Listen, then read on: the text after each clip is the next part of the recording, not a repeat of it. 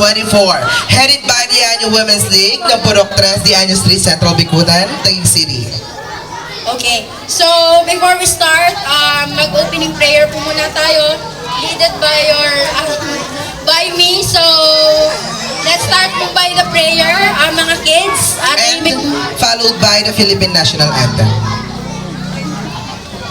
So let's all gather. Of the Annual Women's League, Ma'am Catherine Medalla. Roll in one na, lahat-lahat na to. Mga kapit bahay. Ikaw visited po. Okay, judges, pwede na po kayo umupo. Mga kapit. Hello judges, welcome and good evening. And to our dear neighbors of the Anyo Street, ulit nga po, mag-ingay!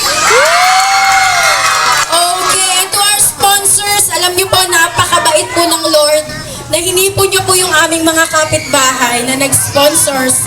And also po from sponsors from the city of Taguig and also from the barangay councils, we